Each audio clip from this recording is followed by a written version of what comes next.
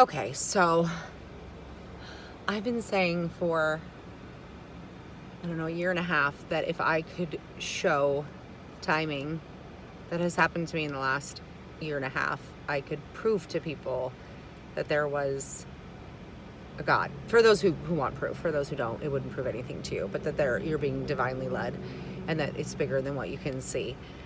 So I heard a song on the radio and I was like, wait a minute, I know that. Let's sing it on my love. That's Whitney. Wait, I rewind it and I'm like, and it said something about crazy. That's all I got was something about crazy. And the book I'm trying to finish is Crazy for You Indeed. So I go and post it but before I did that, I was thinking of Whitney and like, what was the story? What was she going through? What was she battling? Because I'm studying not just PTSD, trauma, and suicide, but it is very connected to substance abuse. That like I can show that very simply, and personal reasons too. So, this is a hard message. Maybe that's why I've been holding back. Yeah, that's probably why. So I posted on my page, kind of having a moment like, does anyone know that this is like, I was thinking maybe it's a spoof off of that song and I don't know the whole story. That's literally what I was thinking in my head. Like, what's this connected to? Did someone make a spoof off of Whitney's song? And like my friend Tammy, she gets it in a few seconds and I'm thinking, I'm like playing a game. I'm literally playing a game in my head. I'm like, this is fun. Let's see who names that tune.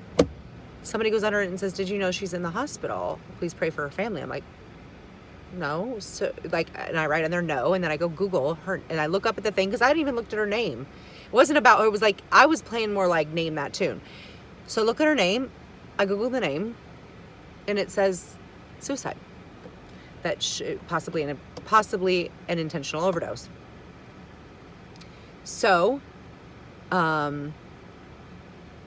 that's what I'm writing on. And not just that, but I had this moment this morning with somebody who's helping me with the education. And I said, I can't do this anymore. Like, I feel like I have something. It's not being talked about. It's not known. And I think it could help. And like I've been sitting on it for almost 2 years now. I know the shame. And you know what? Shame is a tool for change behavior. So forget it. Here goes. So, but it's not that I didn't work on it. I mean, I call people, I hunt for people who are hopeless. I send them the message. I write it out to them. I write the maps. I do share the message. I just haven't found a way to get it out there. And I thought it was going to be a book or education or like, I don't know who's reading education. Like everyone does everything audio now anyway, right? So, but how do you show someone the map verbally? I can do it better maybe on a whiteboard. Or the maps. Like I was working on, I told my friend Laura, who's working with me on trying to finish, just had my COVID test, that I wanted to be a map book, like the ones that soldiers hold in their pocket. And I wanted them to have the maps and like the truth about triggers and how they work and the statistics and then how to stop the thoughts. So forget it. Like I'll get that out eventually, but I can't, who was it? Somebody in office right now that everyone has an issue with. They were saying a while back, like she has something to stop veteran suicide and she's holding on to it. And I'm like, you're no different. But to me, it's like, who do you think you are? Like who is that woman? I can't even think of her name. Like, how am I going to get this out? And I already tried to call the #1 suicide prevention, the people who run the biggest training group for the people who help, I don't want to say their names, either one of them, for the people who help military with trauma.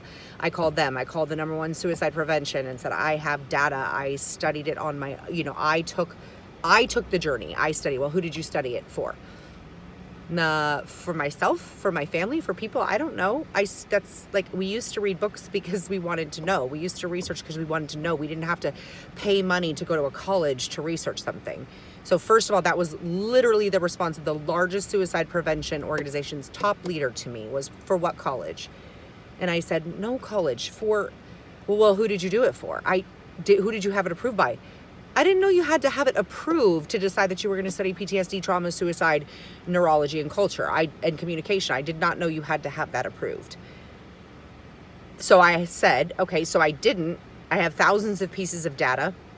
I'm not sure anybody has studied it in the way that I studied it. If they have, fantastic. But do you want to take a look at it? Like, I don't want to charge you. I don't want money for it. I will send it to you and you can put it in your own name. I don't need credit. I just think it could help people because it's helped me. And it's helped a few other people that I've been able to give it to. In fact, it's saved a couple lives. So it could, right? One life matters, doesn't it? So she doesn't want the information and she's offended somehow she's offended that I would dare think that I would have something that they don't have, I think is what it was. This kind of was the sound of it. And it was like, I'm 46 years old. I've worked with thousands of people. I've been a nerd researcher of the body, which is connected, by the way. And people, since I can remember. I remember being young and my dad saying, you're a natural researcher. You should consider research in your life. And yes, I love to know people's stories, which is connected. So it's pathetic that we live in a country where you have to ask permission to try to find answers, and you have to have some kind of comma and some kind of white coat or some kind of permission or pay money to try to help. So here's what I have. I have more than this, but I'm trying to think, what is the thing that I think I could say on a video that could possibly at least get somebody to forward this video and say, can somebody have a meeting with her? Can somebody talk to her and see the rest of it? Because it's thousands of pages of data.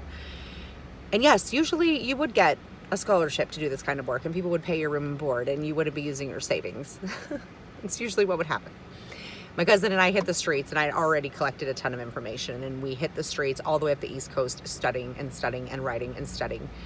And here's the thing. And we studied every suicide statistic, and we cross-sectioned, and my brain just works that way anyway. So,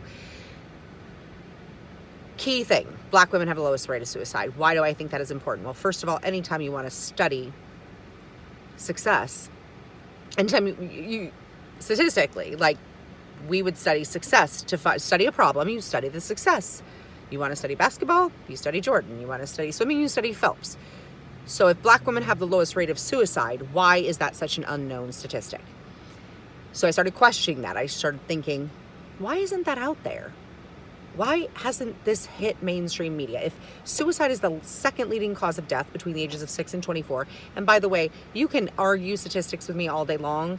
I'm giving the general, because they even say it's very, very hard to track because some people hide the fact that it was a suicide, which this could be an example of that, right?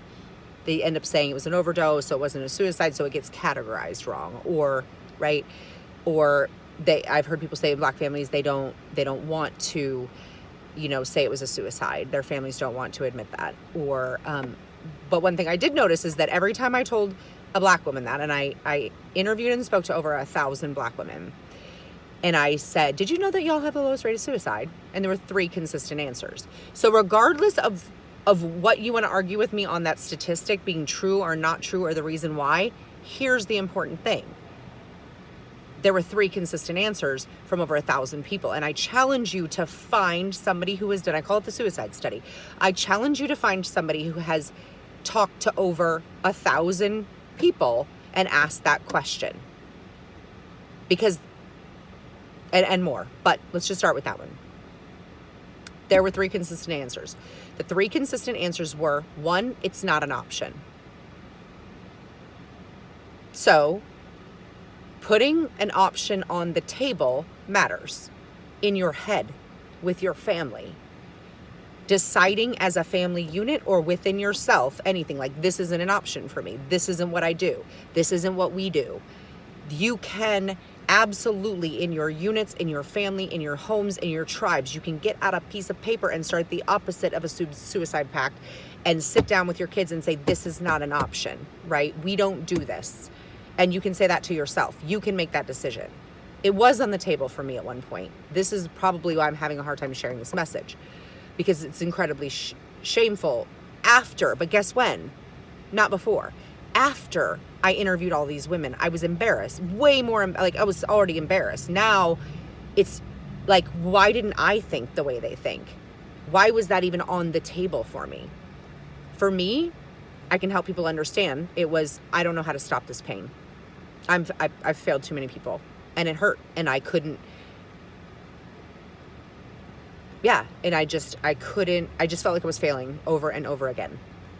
So we need to normalize failure. And it's way longer than that. That's not the important part. The important part is today, if someone gets this far, it is not an option. We have thoughts in our heads. They hold in the hippocampus of our brain in our memory, and they are stored there and they play like a tape recorder. You need to tape record that. This is not an option. So that was the first thing, was they would say, this is not an option. It's not an option. I don't know. It's not. It's just not an option. It's not on the table. Take it off the table, right? Put the paper on the table with the family and your troops and your tribes and say, we're signing this paper that this is not on the table for us, right? The second thing, that's fun to watch. Do it, Bessie. The second thing that they consistently said, and when I say consistently, it's almost verbatim. And there's people on my page that I met by asking this question. They're going to go, yep, I said that to her. So some people that I literally talked to about this have added to my page. So there'll be one of the 1,000 people that I talked to, and they'll be, yeah, she's right. When I talked to her, those were my 3 answers. The second thing that they consistently said is, I don't have time. I don't have time. So later someone asked me, so what do you theorize suicide is? And I said, time, training, thoughts. But time was my first thing, because so many people had said to me, I don't have time. Now, who was I mostly speaking to? I was mostly speaking to, while driving Lyft, a lot of the conversations happened with women who were working 2 and 3 jobs. There's a second part of that. I don't have time. I have people I have to take care of. So I've tried to figure out whether I want to split those 2 apart, but they were said together. So just let me say, because I do think we can split them. But I don't have time is key, because thoughts, I studied suicide notes, hundreds and hundreds of them.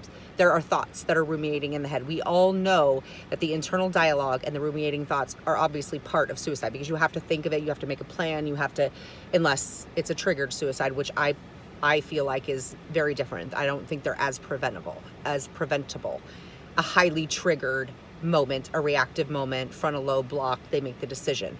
I'm talking about the ones that are planned and thought out, and you could see them coming, and the person was making this decision. So I don't have time to think about that. Well, first of all, they've already made the decision that they're not thinking about it. So they're definitely not sitting in their head later when they're working 2 and 3 jobs and they got kids to take care of. Most of them were single moms supporting 1 to 3 children, working 2 to 3 jobs in Norfolk. They're like, I don't have time to think about suicide. I got kids I got to take care of. I got a job. I got 2 jobs, right? So I started thinking about time being privileged, because I had experienced, like, here I am, like, all these things sound great to do a podcast and none of those bringing in money. Like, it's not, we all don't have the privilege to sit around and build the things that people who have time and their bills are paid. Like, that's a whole nother subject, but it's connected. So I don't have time. I've got people I have to take care of. Then it hit me. Their idea of what it means to take care of people is different, because I know from also interviewing other people and myself, and I believe the connection to white men, because of some interviews I've done and some conversations with people who have been suicidal, or not even suicidal. I'd rather use the term hopelessness, because I think it's key for us to have these discussions is, have you ever felt a time where you felt hopeless? Like you didn't just want to keep going. Like, I just don't see the point. I don't really care if tomorrow comes. I don't really want to be here. If we would start asking people about that, do they feel that way? We would get a whole lot more people saying me too, instead of this word suicidal. Like, oh, they're going to lock you up, because they will, by the way, they will. If you say you're suicidal, they have laws about that, I guess.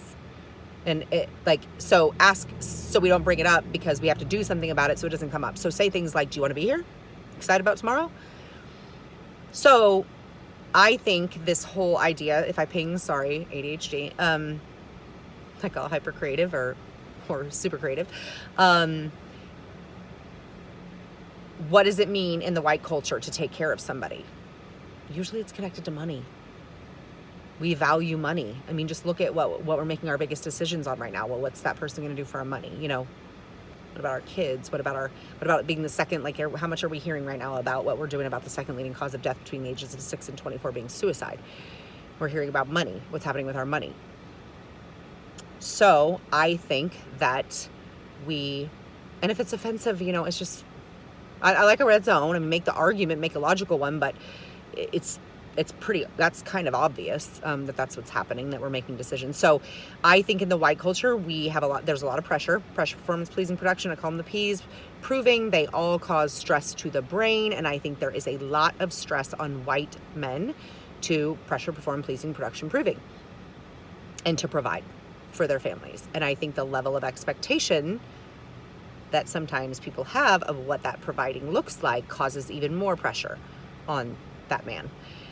And I say this because white men have 69%. It's an alarming statistic, just like the other one, and it's alarming. And it is an epidemic. It absolutely is. We're losing more people. Yes, the COVID is here, but go look up the statistics of suicide, and they're going up right now. So I have no excuse to not talk about this. And if you heard this somewhere else, by all means, don't share it. I do not want my face around, but I'll tell you what, I hadn't heard it, and everyone I talked to hadn't heard these things or hadn't considered these things. And that's all I want to do is have some considerations. Maybe somebody will hear this and be like, yeah, why am I thinking that money is what it means to take care of somebody, or I'm not providing for them financially, or that to take care of somebody doesn't mean that sometimes I'm not going to mess up. That's the other thing. I think like the level of expectation for what it means to take care of your family is like, you're going to mess up. We need to normalize failure, and we need to get off each other's backs and cut each other some slack and practice some grace on grace on grace and mercy for when people mess up. Seriously, in this country, all over, because people are going to mess up. And if you don't believe you can mess up, just had somebody share something. That is the most irresponsible email I've ever gotten. And it was a very, very, very famous guy. And he wrote out and said, went to this place and everything was perfect. And they said, we do not allow for failure in this company. There are no mistakes. And he said, wouldn't that be great if we all ran our organization that way? I was like, no, as a matter of fact, I didn't know that, that might've been one of my issues. Like I'm comfortable with mess ups. So no. People, we're going to make mistakes. We're going to fail. This whole good, bad, you're good, you got a good heart, you got a good soul. Look, we're all filthy, rotten sinners. And if you're a believer, then you know that. We all make mistakes. And if our thoughts were seen, forget it. Forget it. So the expectation is we're going to fail each other. All these songs out there that are like, I'm never going to let you down. Baloney. I'm going to let you down. I'm going to fail.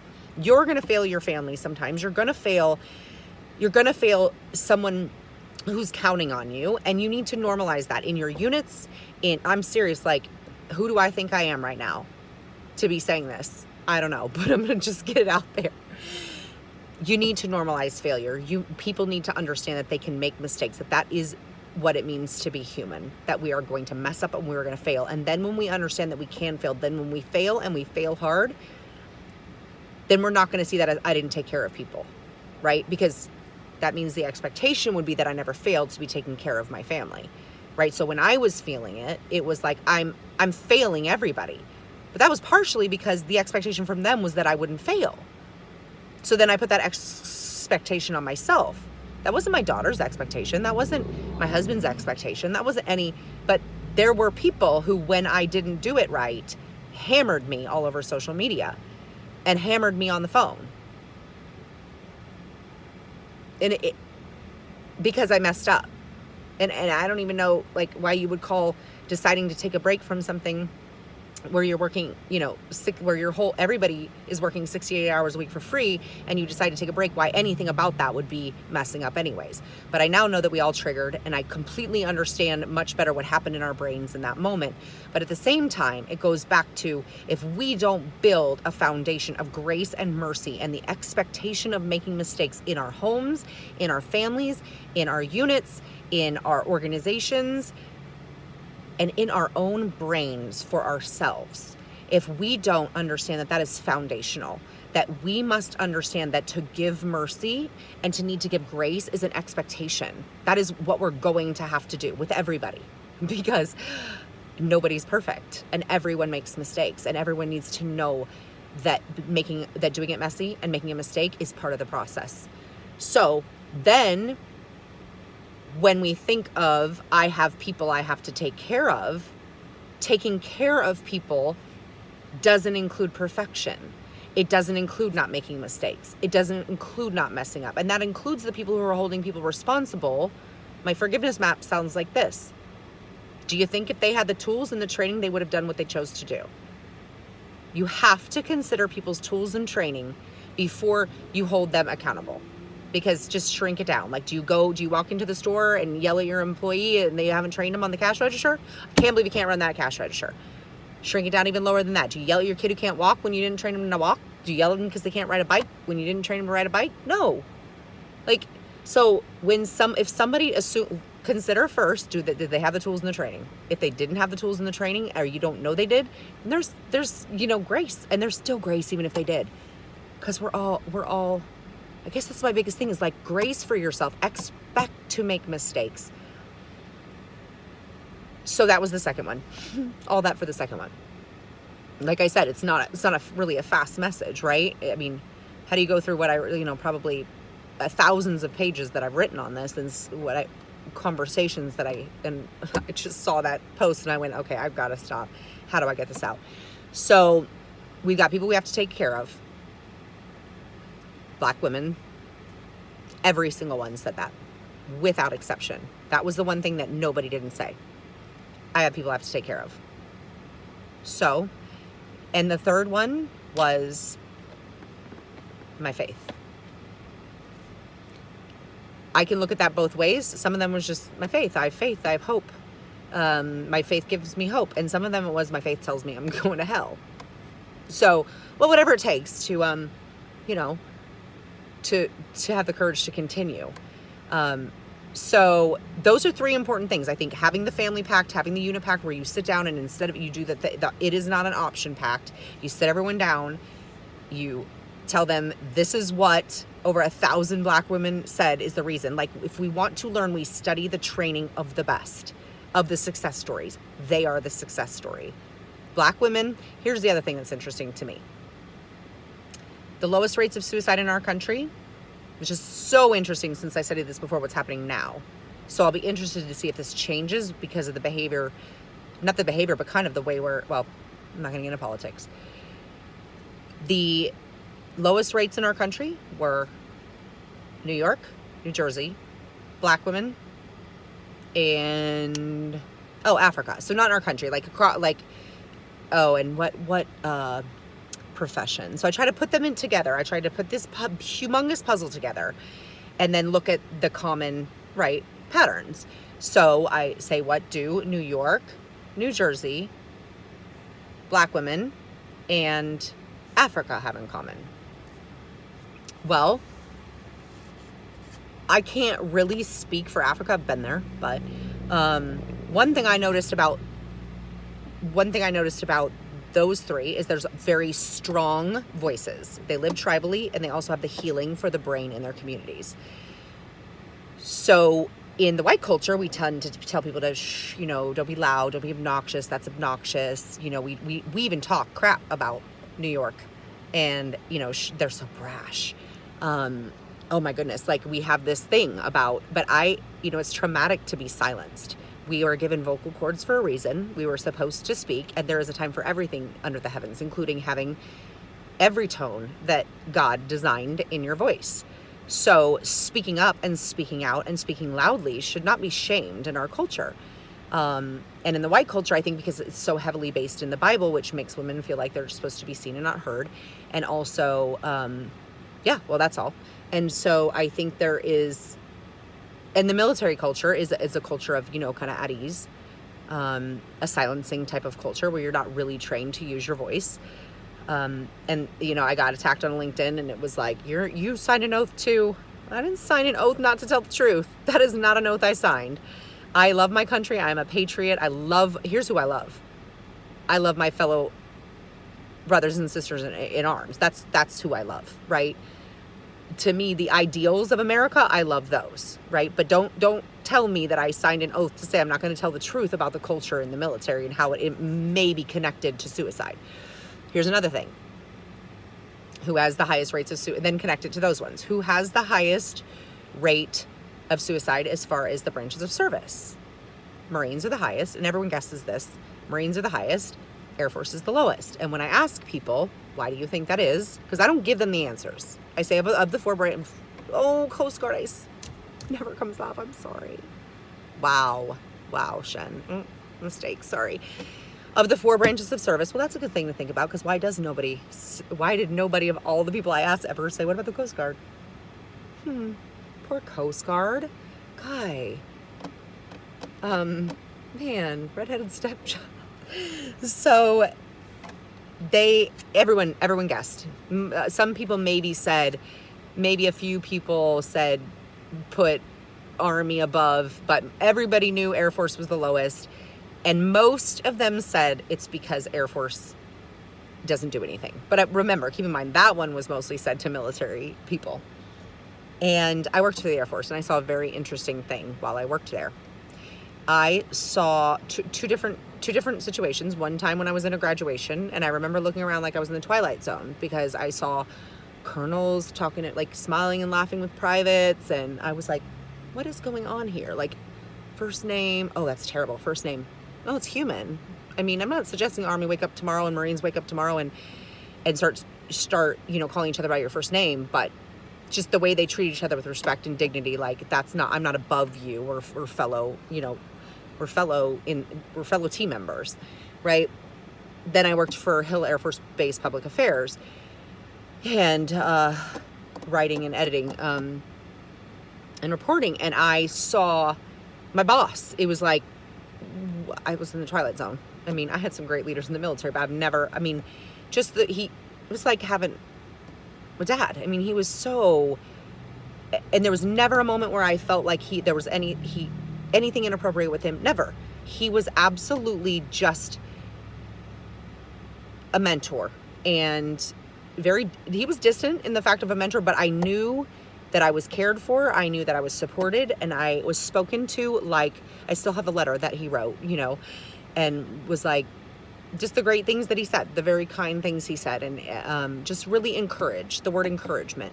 So the word encouragement means to put courage into the heart of another.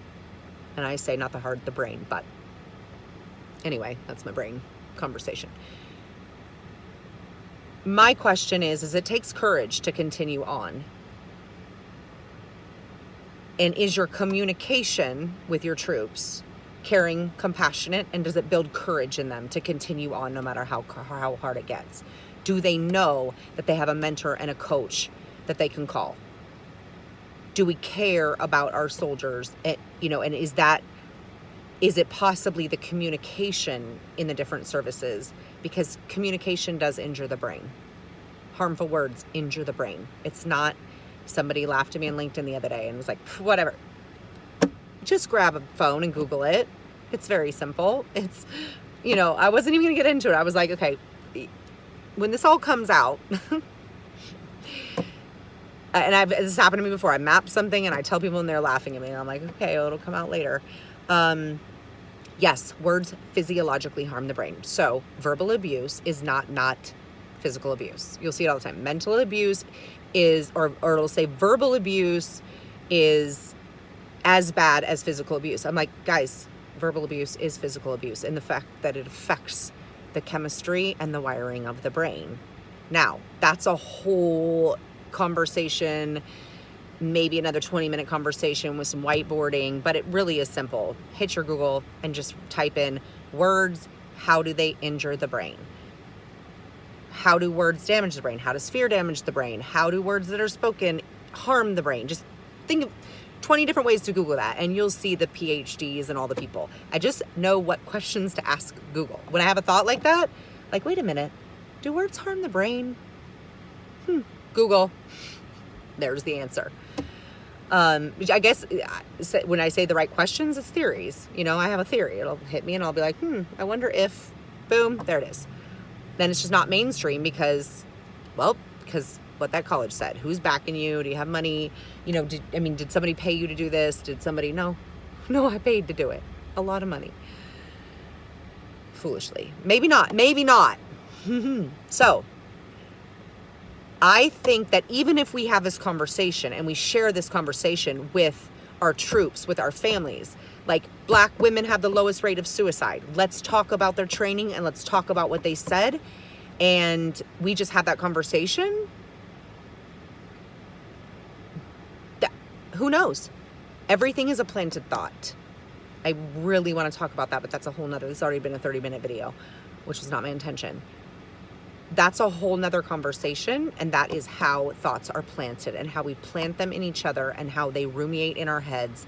And I believe that's connected to that, but a whole lot of other things. Bullying, we know is connected, but what if you're bullying yourself in your head? Or what if you're putting thoughts into somebody else's head that cause them to play it in the tape recorder of the brain, the hippocampus, right? I see it as a cassette tape, like a film, and it's just playing. So when somebody says, oh, I hear your voice in my head, no, it's real. They do.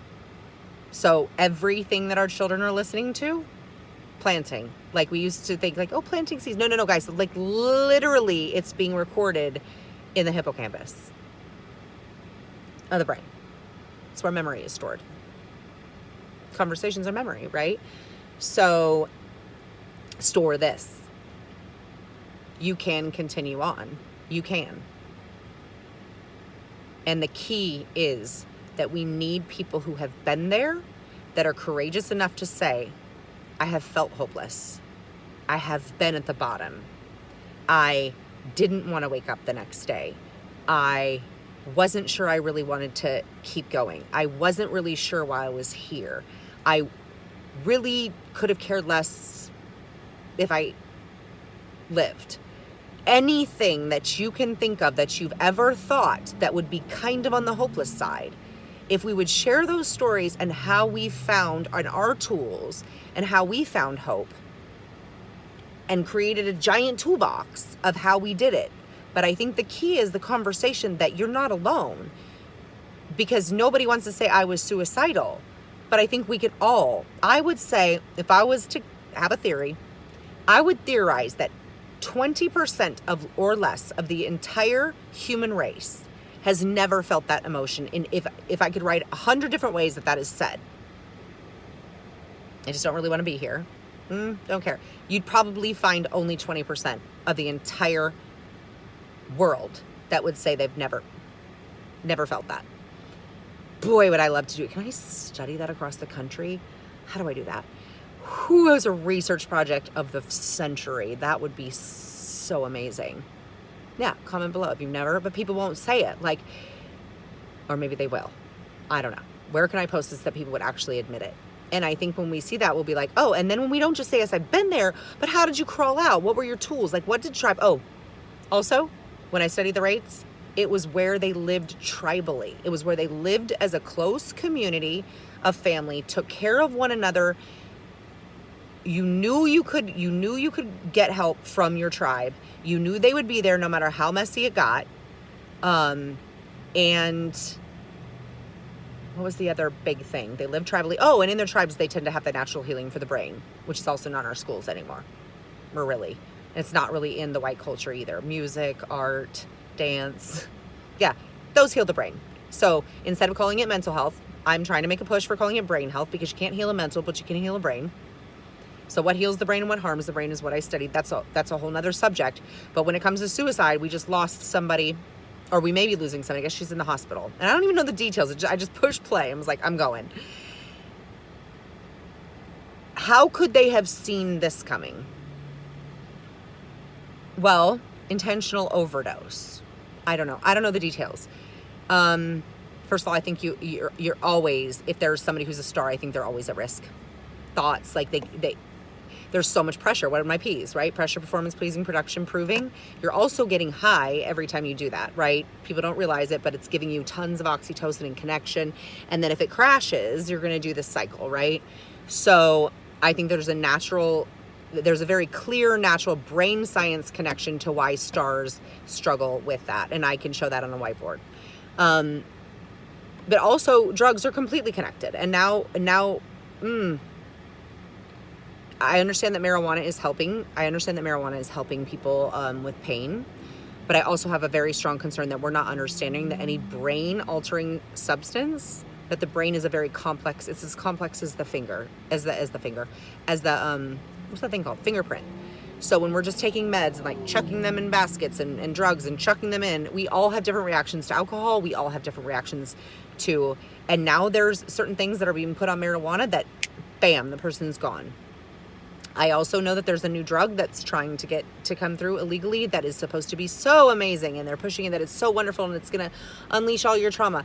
These people don't study neuroscience. They have no idea that unleashing people's subconscious, there is a reason that we were given protection, right? I believe with all of my heart that the God of the universe, so it's like, well, it's plant, it's God made. Okay, so is the snake. right? Like, that logic is just ridiculous. And I used to say it, just because it's was made and it was created does not mean, like, well, just go eat a poisonous mushroom then.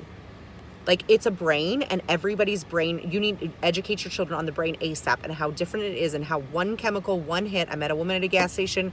She wasn't having a great day, and I was about to say something, and something stopped me, and I said, are you all right? And she said, oh, my daughter died 2 days ago. How? Smoking weed. Something was on it. The brain it's so complex. This new drug that's coming out, I think we're going to see it skyrocket of cases of schizophrenia. Whatever you're putting in your brain, you start putting that in and it comes out and it plays on repeat, that's schizophrenia waiting to happen. That's synapses hitting the wrong. I mean, like, I don't have to get too deep into neurology. Just push in, neurons of the brain and start looking at the pictures and just picture that you're like, I think I'm gonna try this drug on there. Pop, pop, pop, pop, everything wires differently. Boom, you're toast. You're in a nut house because you've been watching movies that have spiders and crazy stuff on it. Now, I met a woman, her son smoked weed. He couldn't stop seeing massive, I'm guessing it was lace, but you don't know, right? Couldn't stop seeing massive amounts of spiders, like, on speed all the time. So he couldn't sleep. So I wonder how she's in New York. So this why do I need to get this out there? Because I really think that stars need to understand the brain too. What do you mean stars don't understand? Look, nobody does. Therapists and counselors don't even study neurology. Oops, that's why I think it's not coming out. And if you do, I'm not talking about you. I just know that I've also talked to thousands of people going for a psychology degree, and when I ask them, do they have a Bachelor of Science or Art, they say Bachelor's of Arts, just like my minor. And I say, have you had one neurology class? And the answer is no, and that's been about 98% of them. So we're not studying the brain. It's a brain. I don't know how to heal a mental, but now I know how to heal a brain, or at least I know some of the tools, right? So I think that training them on the brain altering, not mind, say brain altering substances and how that's going to impact them, the triggers of their body and what it's going to do. And people seeing the signs is, to me, looking for depression. I think that is, for the ones that I believe are preventable, because I truly believe, and I can do a whole video on why I don't believe some of them are preventable, sadly enough. And I know that some people would say that's a pessimistic attitude, but some people are going to do it out of vengeance. Some people are going to do it, like, that's human nature. Some people kill other people out of vengeance. Some people kill themselves, right? There are going to be some that something clicks and it snaps and the frontal lobe was blocked, and that's their choice. But there are a lot that I believe are preventable, and I think you've got to see the signs, and I think we don't understand that the signs are depression, and then we don't know what to say. So that's a whole nother conversation. I'm not saying this video, had she seen it, could stop it, but I'm thinking, what could I have said to her that I now know? I think that's why one-on-one coaching is so important, that we get more than just therapists, because not everybody has time or can access a therapist. But I think it's getting hope coaches to people to say, you don't have to be suicidal to call me, and let's talk about the thoughts in your head, and let me teach you where they come from, how they were planted, and how to replace them with truth. And I don't mean the truth of some song that you heard. I mean the actual universal truth that belongs to you, and what voices came from, how yours got there, and how to shut them off. But this one, intentional overdose, I don't know the story. So I think but I'm trying to think, oh, I know. I might not have been able to say anything to her, but I might have said something to someone she knows that they would have seen ahead of time where she was headed. Or this video might get to somebody that might reconsider how, like, I'm on a trajectory right now. I am in depression. Maybe I do need to reach out to somebody. And maybe I need to realize that there is no stigma because it's a brain. So there's no stigma. And I need to make sure I have a trauma-informed therapist that understands the physiology of a trigger and doesn't think a trigger is just some word. It's an actual physiological event that happens from the brain to the body. So I need to get a trauma-informed coach that can help me understand my brain and my body and what things are making me trigger. And addiction is connected to trauma. So, I need to reconsider right now if there is no stigma. If we would call it a brain gym and a brain coach and get brain tools and go to brain school and get healthier brains, just like we do. If we get pumped about getting a sexy brain instead of just a sexy body, nobody can see it though. So forget it, right? I mean, we make the heart all pretty, but it's really mangled mess. The brain is ugly. Like, we probably never wanted to study it before. I also say it's newer science, because who was the one who was going to be like, hey, can I use your baby's brain to do testing on it?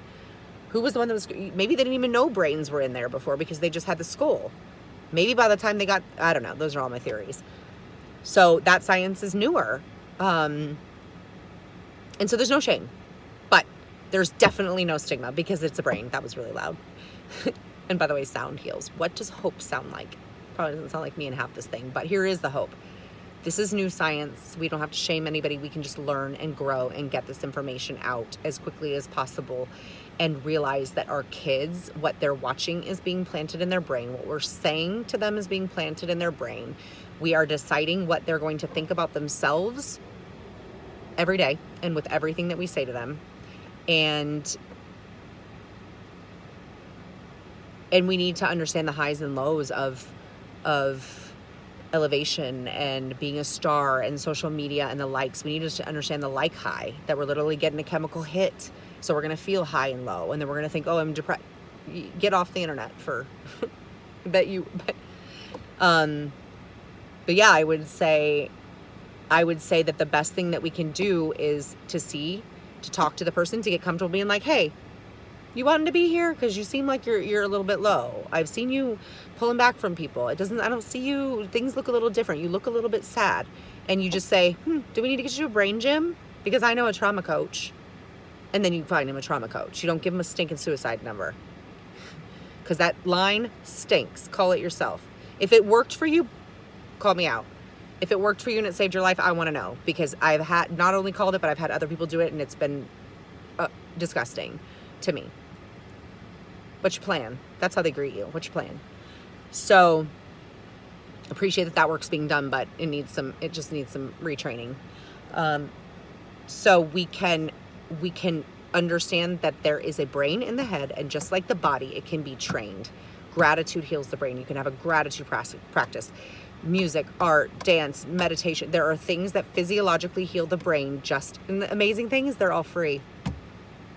Part of why I wonder if we're not talking about it. Yeah, they were created at birth.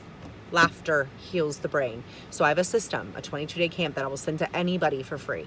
That it's a morning, day, and PM that can pull you out of depression, and it can help you retrain your brain and your thoughts. And I have a way that you can stop the thoughts in your head, and I'm working on that map. And if you're out there and you're holding on to any information because you want money for it or you want it copywritten, shame on you. Shame is a real thing. It's a tool for change behavior, and I feel ashamed. Like, I'm giving this stuff away free. I don't have, and trust me, I don't think I need money as much as anyone, but there is no way I'm going to sell education that could save a life or that could help anybody. Now, no, nothing could help, because my fitness programs, www.onelifematters.us, just buy one of my fitness programs. Like, that's not going to save a life. But this kind of education, if you're out there and you're holding on life-saving education because you want a copyright, or you want your name to be on it, or it's got to go through this person or that person, and you want, just like somebody told me recently, like, I just want the cost of get it out there. If it could save a life, get it out there. And this may not, but maybe one person, to me, does one life matter? Will I be embarrassed to put this out for one life to hear it? And maybe this person will go, I got to take that off the table. And maybe we won't even ever know that it saved a life, because that person doesn't ever get in that situation. So maybe I will never even know if this conversation saved one life, but maybe someone out there will rethink that option being on the table because of this conversation. Maybe some parent will go and talk to their children about their brain and drugs. Maybe somebody will reconsider what they think is healthy for the brain that might alter the brain and put them in danger of, because I know that there is danger. Alcohol is so connected. If you look at the highest rates, it's so connected to suicide, it's not even funny. Well, first of all, it's rational. What do we know? Like, inhibitions, right? When you're drinking, what happens? Inhibitions out the window. Well, if you're thinking about, I don't want to be here anymore, and you're drunk or you're drinking, your inhibitions are out the window. So boom. So yes, it's totally connected. You can also see it in construction as actually one of the highest rates of suicide. Sales has one of the highest rates of suicide. I think that's pressure connected. But I also think that there's a lot of theories out there that people are going to disagree with me. One of the things that white men consistently said to me was, I don't even want to put this out there. No, I'm not going to, because I don't want to plant that thought in people's head. It's going to come up in the comments, they'll watch. For why do black women have the lowest rate of suicide? It doesn't matter, because they do. And so we should do what? We should study it. I did.